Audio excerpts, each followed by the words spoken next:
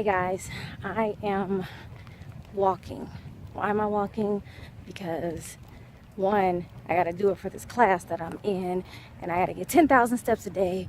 And so yes, so I'm out walking when I would really like to be at home laying down or something. Anyways, but that's not what I'm here to talk about. Okay, so since I'm out walking, I figured I would make a video. So we all get in these situations where we're praying to God and we're asking God, what are you going to do in this situation for me?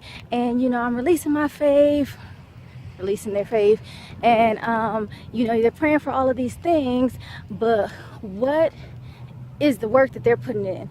The Bible says that faith without works is dead. So you have to do something to initiate your faith. Your faith is not just, well, if it's the Lord's will, then it'll happen for me. That's not how faith works. You actually have to seek what God's will is for that situation. What does his word say on it, or what did he specifically tell you about it?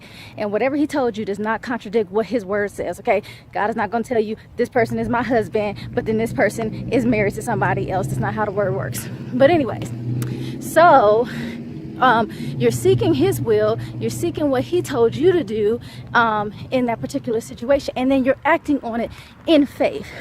I use this example because it's a very realistic example. I've seen it happen multiple times. But if you're believing God for financial increase or just to be able to pay your bills and stuff, but you don't go ahead and apply for no jobs, then what are you doing? What are you doing in that situation? We look at the apostles and the disciples and all these great people who had all this faith, but if you really look at their stories, they always they applied action to whatever it was that they were believing God for. So take Peter, for example.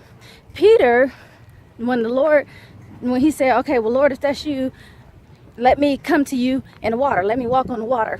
Well, Jesus said, okay, come out in the water. Jesus didn't go and grab him by the hand and pull him out into the water and stuff. He had to actually step out of the boat. Everybody makes the comparison that, oh, well, he started sinking. Well, but at least he got out the boat. Jesus didn't say only he was the only one who could come. It could have been any of the disciples, any of them who chose to have faith and acted out in obedience to step out on the water, could have all walked on the water. But it's where your faith is. If you're not applying any action, any work to your faith, then you're not going to see any fruit from the manifestation of what you're believing for. So if you want an apple tree, but you don't ever plant no seeds, oh, that's good lighting right there. But if you want an apple tree, but you don't ever plant no seeds, then you're never going to get no apple tree. So you're complaining and crying and whining to God about where's your harvest, where are the things that you've been believing God for and stuff, but you have not planted anything, and you can't reap something that you have not sown for. So, whatever it is that you're believing God for, you have to sow into that thing. You have to, I've seen people do it on multiple occasions where they're believing God for a child. They're believing God that, they will be pregnant and have a baby and stuff. Well, they sow into people who they see are pregnant. If they see somebody else that gets pregnant, and the Lord will tell them, okay, well, bless this person with this or buy this or whatever, and give it to them for their baby, because you're sowing a seed, because you're believing that one day you'll have a baby. And you have to do those things.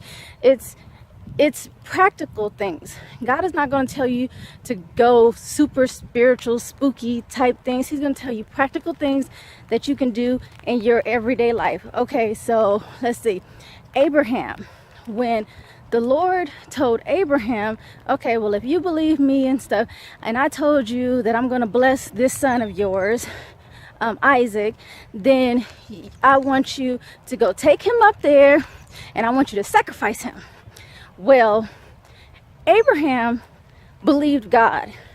And the proof that he believed God is that he went and did what God said. Now, he did not kill his son because the Lord stopped him before he did it. But he was already willing to do it because he said that he knew that this was the promise that God had given him for that son. So no matter what happened up on that mount, him and his son were going to come back down on that mount, off of that mountain together. So Jesus, the Lord, was going to have to resurrect him or something. But the point is that he believed, and so he acted on what he believed the Lord told him to do. So my word to you today is, if you're believing God for something, whatever the case may be, whatever it is and stuff, don't just sit around saying, well, I believe in God, and if it's the Lord's will, it'll happen. No. One, seek God and find out if it is his will for you to have that thing.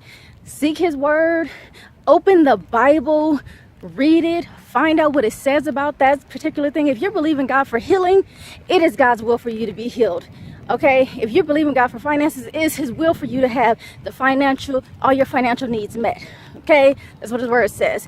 If you're believing for a spouse, he wants you to have a spouse. You can't just pick any kind of random spouse. There are requirements, but he wants you to have those things.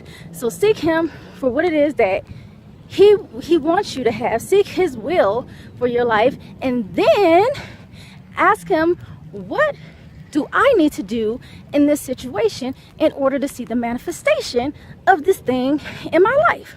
So I love you guys. I wanted to share that with you. Now I'm really about to get serious about this walking because I got like 3,000 steps left to go. All right, talk to you later.